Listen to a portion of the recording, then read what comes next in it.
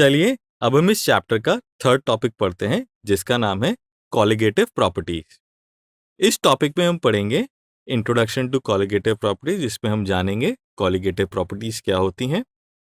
फिर हम पढ़ेंगे relative lowering in vapour pressure, elevation of boiling point and depression of freezing point के बारे में पढ़ेंगे।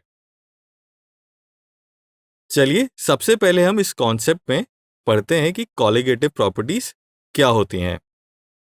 So, colligative properties are those properties which depend only on the number of solute particles and not on the type or identity of the solute particles.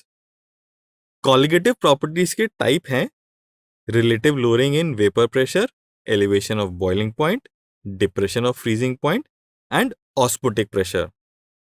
यदि हम colligative properties के change के बारे में बात करें तो यहां पर हम एक एग्जाम्पल लेते हैं। अगर हम 1 kg ऑफ वाटर में 1 मोल ऑफ सुक्रोज डालें और हम एक दूसरा बीकर लें जिसमें हम 1 kg ऑफ वाटर में 1 मोल ऑफ यूरिया डालें, तो हमें देखने को मिलता है जो वाटर का वेपर प्रेशर है वो कम हो जाता है। अब सोचने की बात यह है, एक केस पे हमने सुक्रोज ऐड किया है 1 मोल एंड दूसरे केस पे हमने 1 मोल यूरिया ऐड किया है, तो किस केस में ज्यादा वेपर प्रेशर कम होगा? साइंटिस्ट ने ऑब्जर्व किया कि दोनों केसेस में lowering of vapour pressure same होती है। ये इसलिए होता है क्योंकि यहाँ पे number of particles of solute दोनों केसेस में सेम है, विच इज इक्वल टू 1 मोल। और हमने अभी पढ़ा है कि कॉलिगेटिव प्रॉपर्टीज सिर्फ number of particles of solute पे डिपेंड करती है, ना कि उनके नेचर पर। चलिए अब हम नेक्स्ट कॉन्सेप्ट पढ़ते हैं which is relative lowering in vapour pressure. यहां पर एक क्लोज कंटेनर है जिसमें एक प्योर सॉल्वेंट है। इस प्योर सॉल्वेंट का वेपर प्रेशर P0 है और नॉन वॉलेटाइल सॉल्यूट ऐड करने पर इस सॉल्यूशन का वेपर प्रेशर सॉल्वेंट के वेपर प्रेशर से कम हो जाएगा। ये हम पिछले टॉपिक में भी पढ़ चुके हैं।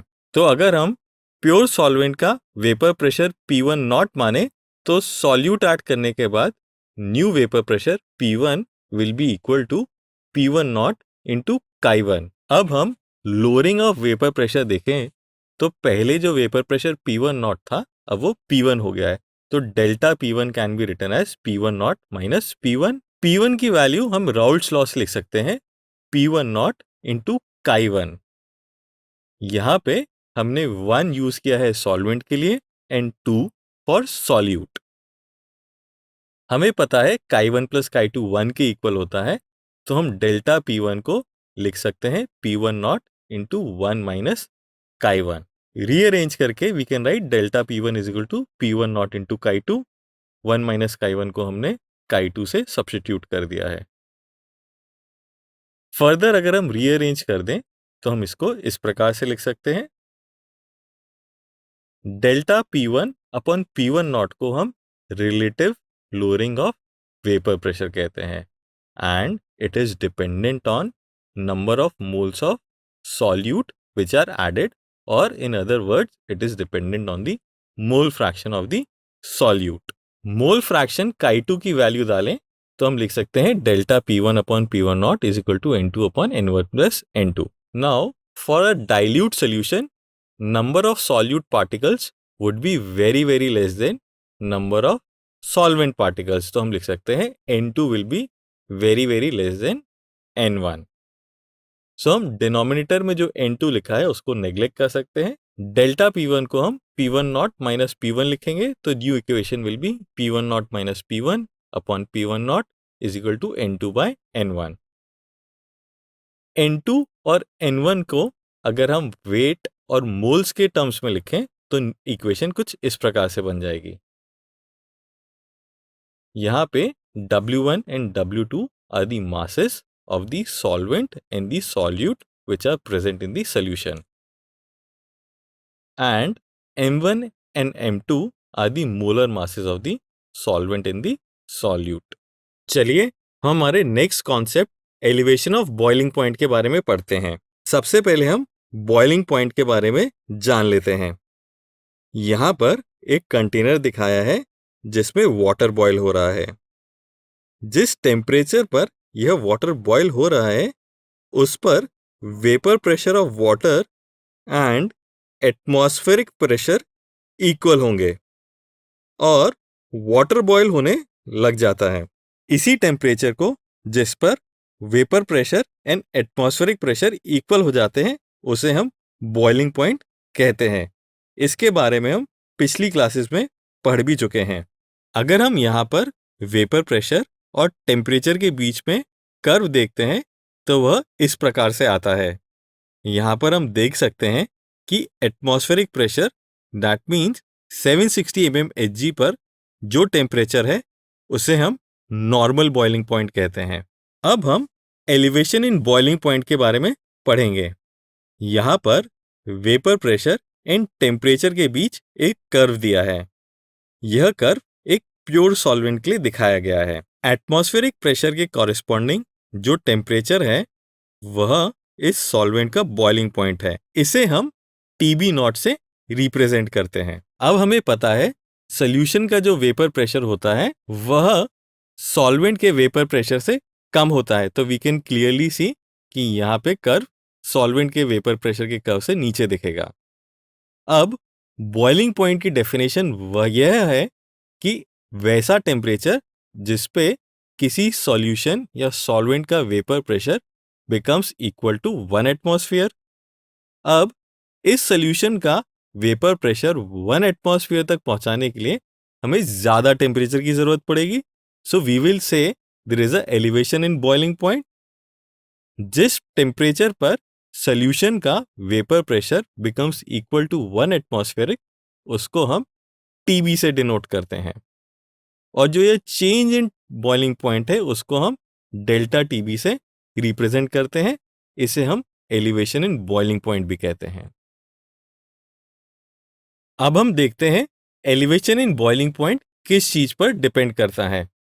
साइंटिस्ट लोगों ने एक्सपेरिमेंट से फाइंड आउट किया for dilute solution delta TB is proportional to m that is molality. Proportionality sign को हटाएं तो हम लिख सकते हैं delta TB is equal to KB into m। KB को हम मोलर एलिवेशन कांस्टेंट और बॉइलिंग पॉइंट एलिवेशन कांस्टेंट और एबिलियोस्कोपिक कांस्टेंट भी कहते हैं। अगर हम यहाँ पे मोलालिटी का फॉर्मूला पुट करें तो हम लिख सकते हैं delta TB is equal to KB into 1000 into W2 upon M2 into W1। यहाँ पर हमने W2 सॉल्यूट के लिए यूज किया है एंड W1 सॉल्वेंट के लिए यूज किया है। डेल्टा TB हमें पता है TB माइनस TB नॉट होता है, जहां पे TB not is boiling point of pure solvent. Unit of KB होती है kelvin kilogram mole inverse. KB theoretically and experimentally इस फॉर्मूले से फाइंड आउट किया जाता है। यहाँ पे डेल्टा H ऑफ वेपराइजेशन है enthalpy of vaporisation of the pure solvent. KB for water at 373.15 Kelvin is 0.52 Kelvin kilogram mole inverse. चलिए अब हम इस टॉपिक का 4th CV depression of freezing point पढ़ते हैं। सबसे पहले हम फ्रीजिंग पॉइंट के बारे में जानते हैं। Freezing point is the temperature at which vapour pressure of liquid is equal to the vapour pressure of frozen liquid. अब हम डिप्रेशन ऑफ फ्रीजिंग पॉइंट के लिए वेपर प्रेशर और टेम्परेचर में एक ग्राफ देखते हैं। हम जानते हैं अगर कोई वॉलेटाइल लिक्विड सॉलिडिफाई होता है तो फ्रोजन स्टेट में भी उसका कुछ वेपर प्रेशर होता है, जिसे हम इस ग्राफ की हेल्प से दिखा सकते हैं। हमें पता है लिक्विड सॉल्वेंट के लिए टेम्परेचर डिक्रीज करने पर उसका वेपर प्रेशर घटता है। जिस टेम्परेचर पर लिक्विड सॉल्वेंट का वेपर प्रेशर फ्रोजन सॉल्वेंट के इक्वल हो जाता है उस टेम्परेचर पर लिक्विड फ्रीज होने लगता है या जमने लगता है। इस टेम्परेचर को हम freezing point of pure solvent कहते हैं, जिसे हमने यहां पर TF नॉट से रिप्रेजेंट किया है। अब जब हम सॉल्वेंट के अंदर कुछ सॉल्यूट ऐड करेंगे तो नया कर्व ऑफ सोल्यूशन कुछ इस प्रकार से मिलेगा, जो कि यहाँ पे पर्पल लाइन से दिखाया गया है। अब हम नोटिस करें, सोल्यूशन का जो कर्व है वो फ्रोजन सॉल्वेंट को इस पॉइंट पर इंटरसेक्ट करता है। That means this will be the freezing point of the solution. इस पॉइंट को हम TF से रिप्रेजेंट करते हैं।